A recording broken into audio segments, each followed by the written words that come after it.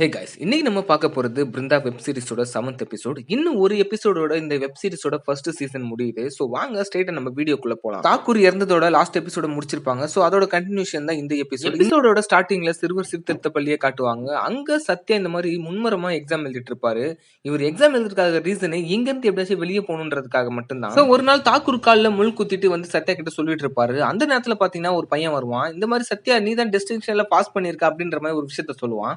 இதை கேட்ட உடனே தாக்கூருக்கு ரொம்பவே சந்தோஷமாயிடும். பட் சத்யா அதை பெருசா கேர் பண்ணிக்க மாட்டான். அண்ட் அடுத்த சீன்ல இப்ப கரண்ட் சீக்வன்ஸுக்கு வராங்க. பிருந்தா பாத்தீங்கன்னா ஹாஸ்பிட்டல்ல அட்மிட் பண்ணப்பட்டிருக்காங்க. அவங்களுக்கு கொஞ்சம் அடிபட்டு இருக்கு. அண்ட் அது மட்டும் இல்லாம அவங்களுக்கு பெரிய பாராட்டு விழாவே நடத்திட்டு இருக்காங்க. சைக்கோ கொலைகாரனான தாக்கூரை கண்டுபிடிச்சதுனால டிபார்ட்மெண்ட்க்கு ஒரு பெரிய பேரே கிடைச்சிருக்கு. இதுக்கு முக்கியமான காரணம் பிருந்தா தான் சொல்லிட்டு எல்லாருமே பிருந்தாவை பாராட்டுறாங்க. குறிப்பா டிஜியும் ரொம்பவே பாராட்டுறாரு. நடுவுல வேற சாலமன் கிட்ட கட்டிங்க ஆஃப் ஆன் வேற கேட்பாரு. இதெல்லாம் கொஞ்சம் ஃபன்னா இருக்கும். அண்ட் அந்த ஸ்பாட்ல சாலமன் தாக்கூரை பாட்டு பயந்ததை பத்தி அங்க ஜாலியா பேசிட்டு இருப்பாங்க. அந்த நேரத்துல பாத்தீங்கன்னா ஒரு எஸ்ஐக்கு கால் வரும். இந்த மாதிரி போஸ்ட்மார்ட்டம் முடிஞ்சிருச்சு, தாக்கூரோட பாடி வந்து வாங்கிக்கங்க அப்படின்ற மாதிரி. பிருந்தா பாடி வாங்குறதுக்கு முன்னாடி ஒரு தடவை பார்க்கணும்னு சொல்லிட்டு அவங்க போயிட்டு தாக்கூரோட மூஞ்சி பார்ப்பாங்க. திடீர்னு அவங்களுக்கு என்ன தோணுச்சுன்னு தெரியல, ஸ்ட்ரைட்டா வந்துட்டு அவங்க கிட்ட இருந்த எவிடன்ஸ் எல்லாம் கொஞ்சம் பார்ப்பாங்க. அதுல இருக்க தாக்கூரோட மொபைல் எடுத்து செக் பண்றப்பதான் அவன் ஒவ்வொரு தடவை கொலை பண்றப்பையும் அவனுக்கு ஒரு கால் வந்திருக்கும். சோ இவன் பின்னாடி யாரோ இருந்துட்டு இவனுக்கு ஹெல்ப் பண்றாங்கன்ற மாதிரியான ஒரு தாட் இவங்க. சரி ஓகே, தாக்கூருக்கு வேற யாராச்சும் க்ளோஸா இருக்கிறவங்க இருக்காங்களா சொல்லிட்டு அந்த சர்க்கிள்ல விசாரிக்கலான்னு ஸ்ட்ரைட்டா அந்த ஜோலாப்பூர்ல இருக்க ஒருத்தர் கால் பண்ணுவாங்க. அவங்க பாத்தீங்கன்னா எதுவும் தெரியாதுன்னு சொல்லிடுவாங்க.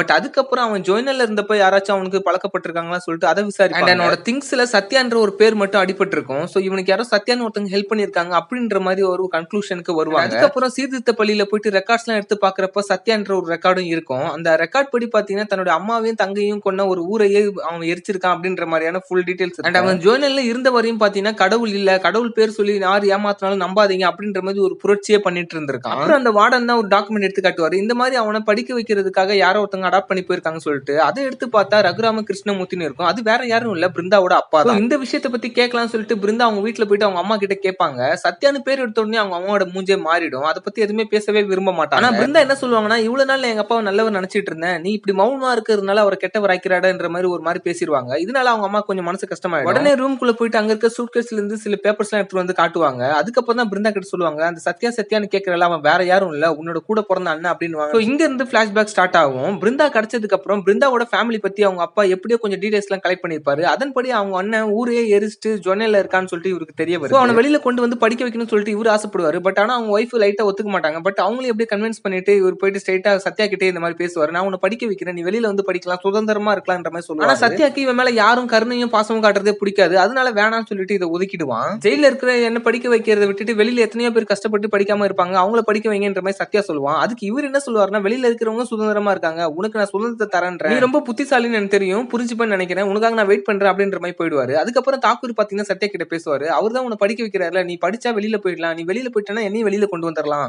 அப்படின்ற மாதிரி தாக்கூர் வந்து கொஞ்சம் எமோஷனலா பேசுவான். யார் சொல்லியும் கேட்காத சத்யா தாக்கூர் சொன்ன உடனே சரி ஓகேன்னு சொல்லிட்டு அவனும் பாத்தீங்கன்னா கிளம்ப ரெடி ஆயிடுவான். அண்ட் போறதுக்கு முன்னாடி தாக்கூர் பாத்தீங்கன்னா சத்யாவை கூப்பிட்டு இந்த மாதிரி பேசுவான்.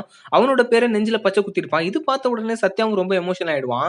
அவன் கிட்ட இருக்கிறது என்ன பாத்தீங்கன்னா அவனோட தங்கச்சியோட சின்ன பொம்மை தான். அதை தாக்கூர் கிட்ட தந்துட்டு இதை பத்திரமா வச்சுக்கோ, நான் கண்டிப்பா அவனை வெளில கொண்டு வரும் அப்படின்னு சொல்லிட்டு ஒரு ப்ராமிஸ் பண்ணிட்டு அங்க இருந்து. அதுக்கப்புறம் ஹைதராபாத்ல ஒரு காலேஜ்ல அட்மிஷன் எல்லாம் போட்டு அவனுக்கு ஹாஸ்டல் எல்லாம் ரெடி பண்ணி தந்துருவாரு. இந்த இடத்துல தான் இப்ப கரண்டா சத்யா கிட்ட வேலை செய்யற ஒரு ஹாஸ்டல் வார்டனா இருப்பாரு. சத்யாவும் பாத்தீங்கன்னா யார் கூடயும் பேசாம அண்டாம அவன் பாட்டுக்கு தனியா தான் சுத்திட்டு இருப்பான். அப்பயும் பாத்தீங்கன்னா இந்த மதம் அப்புறம் மூட நம்பிக்கைகள் எதிர்க்க விதமா தான் சுத்திட்டே இருப்பான். அவனுடைய செலவுக்கு பணமும் தேவைக்கு சில ட்ரெஸ் எல்லாம் பாத்தீங்கன்னா அவங்க அப்பா அனுப்புவாரு. பட் ஆனா அவன் எதையுமே அக்செப்ட் பண்ணிக்க மாட்டான். போன் பண்ணிட்டு இதுமா ஏன் எனக்கு அனுப்புறீங்க, எனக்கு நீங்க பாசம் காட்டுறது பிடிக்கல, இனிமேல் இதை அனுப்பாதீங்கன்னு சொல்லிட்டு ரொம்பவே கோமா பேசி இவர் இப்படி பண்றதெல்லாம் பாட்டு அப்பப்ப அவங்க ஒய்ஃபை இவரை முறைச்சிட்டு தான் இருப்பாங்க. பட் ஆனா இவர் எதுவுமே கண்டுக்க மாட்டாரு. ஒரு நாள் பாத்தீங்கன்னா அந்த ஹாஸ்டல் வார்டனோட பொண்ணுக்கு செம்ம அடிபட்டு இருக்கும். ஹாஸ்பிட்டல் அட்மிட் பண்றதுக்காக கூட்டு போவாங்க. அங்கதான் திடுக்கிடும் ஒரு தகவல் அந்த வார்டன் சொல்வாரு. இந்த மாதிரி அந்த பொண்ணு கோயில சாமி கும்பிடுறதுக்காக போயிட்டா. பட் அங்கேயே அவளுக்கு பீரியட்ஸ் ஆனதுனால கோயிலுக்கு ரொம்பவே இதாயிடுச்சுன்னு சொல்லிட்டு அங்க இருக்க பூசாரி ஊர் மக்கள் எல்லாம் சேர்ந்து செம்மையா அடிச்சிட்டாங்கன்னு சொல்லுவாங்க. சின்ன குழந்தைன்னு கூட பார்க்காம படிக்கட்டுல இருந்து கீழே தள்ளிட்டு இவ்வளவு கொடூரமா பிஹேவ் பண்ண அவனுங்க எல்லாம் என்ன பண்ணலாம் சொல்லிட்டு ரொம்பவே கோவத்துல இருப்பாங்க. அப்புறம் பாப்பாவோட ட்ரீட்மெண்ட்டுக்கு 10,000 தேவைப்படும். பட் இவங்க கிட்ட 3,000 தான் இருக்கும். அதுக்கப்புறம் தான் அவங்க அப்பா தந்த காசு எடுத்துட்டு போயிட்டு அந்த ட்ரீட்மெண்ட் ஸ்டார்ட் பண்ணுவாங்க. பட் ஆனா பாப்பா இறந்துரும். அண்ட் அதே நைட் சத்யாவை பாக்கிறதுக்காக அவங்க அப்பா வந்திருப்பாரு. இவன் பாத்தீங்கன்னா கொஞ்சம் எடுத்தறிஞ்சு பேசிடுவான். எனக்கு இங்க இருக்கவே பிடிக்கல, எனக்கு யாருமே பிடிக்கல, நான் படிக்க மாட்டேன், காலையில நான் இங்கிருந்து போயிடுவேன் அப்படின்ற மாதிரி ரொம்பவே பேசி. பட் அவங்க அப்பா பொறுமையா இந்த மாதிரி உனக்கு மறுபடியும் 2வது வாய்ப்பு கிடைச்சிருக்கு, இதை நீ கரெக்டா யூஸ் பண்ணிக்கோ, நீ மறுபடியும் தப்பு பண்ணனா உன் லைஃப் வேஸ்டா போயிடும் அப்படின்ற மாதிரி சொல்லுவாரு.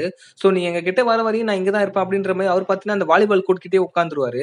அதுக்கப்புறம் கொஞ்ச நேரம் கழிச்சு சத்யா மனசு மாதிரி இவர்கிட்ட பேசுறதுக்காக இந்த இடத்துல தான் சத்யா ரொம்பவே எமோஷனலா பேசுவான். நான் சிறுவர் சீர்திருத்த பள்ளியில இருந்தப்ப கூட எதை பத்தியுமே கவலைப்படாம இருந்தேன், ஆனா இப்போ உங்களோட அன்பு எனக்கு ரொம்பவே பயமுறுத்துது, எனக்கு பயமா இருக்கு அப்படின்ற மாதிரி சொல்லுவான். அதுக்கப்புறம் அப்பாக்கு ஒரு நல்ல பையனா நல்ல காலேஜ் போவான், நல்லா உரையாடுவான், அவங்க அப்பா கூட ரொம்பவே ஃப்ரெண்ட்லியா இருப்பான். இந்த சீக்வென்ஸ்லாம் பார்க்க ரொம்பவே சூப்பரா இருக்கும். ஆனா என்னதான் அவன் லைஃப் நல்லா போனாலும் அங்கங்க சில மூட நம்பிக்கையால மனிதர்கள் துன்புறுத்துறது நடந்துட்டு தான் இருக்கும். அதெல்லாம் பார்க்குறப்ப இவன் கொந்தளிச்சுட்டு அதுக்கான குரலும் கொடுத்துட்டு தான் இருப்பான். அண்ட் ஒரு நாள் இவங்க அப்பா வீட்ல இருந்து சத்யாவை பார்க்கறதுக்காக கிளம்பிட்டு இருப்பாரு. அப்ப இவங்க ஒய்ஃப் என்ன எங்க போறீங்கன்னு சொல்லிட்டு கேட்பாங்க. இந்த மாதிரி நான் சத்யாவை கூட்டு வர போறேன். அவனோட கிராஜுவேஷன் முடிய போகுது அப்படின்ற மாதிரி சொல்லுவாங்க. அவன் எதுக்கு இப்ப இங்க அப்படின்ற மாதிரி இவங்களும் கேட்பாங்க. அவனை இங்க கூட்டு வந்துட்டு பிருந்தாவா அவனுக்கு அறிமுகப்படுத்தணும். அவங்க 2 பேரு கூடயான உறவையும் நம்ம வெளிப்படுத்தணும். அது மட்டும் இல்லாம இனிமேல் சத்யா நம்ம பையனாவே இங்க வளர போறான் அப்படின்ற மாதிரி ஒரு சந்தோஷமான விஷயத்த சொல்லுவாரு. And சத்யாவை மீட் பண்ண போறப்ப சத்யா பாத்தீங்கன்னா எங்கேயோ அவசரமா கிளம்பிட்டு இருப்பான். இந்த மாதிரி அவங்க அப்பா எங்க இவ்வளவு அவசரமா போயிட்டு இருக்க நானும் வரவா அப்படின்னு சொல்லி கேட்பாரு. அப்பதான் ஒரு விஷயத்த சொல்லுவான். இந்த மாதிரி என் ஃப்ரெண்டு அவனோட லவ்வரை கர்ப்பமாக்கிட்டான். இப்ப அது அவங்க மதப்படி ரொம்பவே தப்புன்றதுனால அந்த பொண்ணை கொல்ல போறாங்க. அதை போய் காப்பாத்தணுன்றதுக்கு தான் இப்ப போயிட்டு இருக்கான் அப்படின்னு சொல்லுவாங்க. சோ இவங்க அந்த இடத்துக்கு ரீச் ஆனோடனே பாத்தீங்கன்னா தூரத்துல அந்த பொண்ணை எல்லாருமே துன்புறுத்திட்டு இருப்பாங்க. அங்க போய் சத்யா பாத்தீங்கன்னா அவளை எப்படியாச்சும் காப்பாத்தணும்னு சொல்லிட்டு கையில கத்தி எடுத்து வச்சு மிரட்டிட்டு இருப்பான். அந்த நேரத்துல வர அவங்க அப்பா சத்யா கத்திய கீழே போடு நான் பேசிக்கிறேன் அப்படின்னு சொல்லிட்டு மாதிரி சில பேச்சுவார்த்தை நடத்துவாரு. பட் ஆனா அவங்க எதுவுமே கேட்காம அவரோட அப்பாவே குத்திடுறாங்க. இதனால பாத்தீங்கன்னா சத்யா ரொம்பவே எமோஷனல் ஆயிடுறான். அதுவும் இல்லாம அந்த பொண்ணையும் பாத்தீங்கன்னா கழுத்தறுத்து போட்டுறாங்க. ஃபைனலா சத்யாவோட இடுப்புலயும் குத்துறனால அவனும் அந்த இடத்துல மயக்கமாயிடுறான். இதோட இந்த சீக்வன்ஸ் இங்க முடியுது. இதுக்கு அடுத்த சீன்ல தான் பாத்தீங்கன்னா பிருந்தாவோட வீட்டுக்கு அவங்க அப்பாவோட பாடியவே கொண்டு போறாங்க. அப்பதான் அவங்க அம்மா கிட்ட கேட்பாங்க இந்த மாதிரி உங்க ஹஸ்பண்ட் ஒரு பொண்ணை காப்பாத்த போறப்ப இறந்துறாரு. இவர் கூட பாத்தீங்கன்னா சத்யான்னு ஒருத்தரும் கிடந்தாரு. அவர் உங்களுக்கு தெரியுமா சொல்லிட்டு கேட்பாங்க. பட் ஆனா அவங்க அம்மா தெரியாதுன்றவாங்க. எதுக்கு பிரச்சனைன்னு இந்த விஷயம் எல்லாத்தையும் இவ்வளவு வருஷத்துக்கு அப்புறம் பிருந்தா கிட்ட சொல்றப்ப பிருந்தா ரொம்பவே எமோஷனல் ஆயிடுவாங்க. அவங்களுக்கு தன்னோட அண்ணன் உயிரோட இருக்கிறான்றது ரொம்ப பெரிய ஒரு சந்தோஷமா இருக்கும்.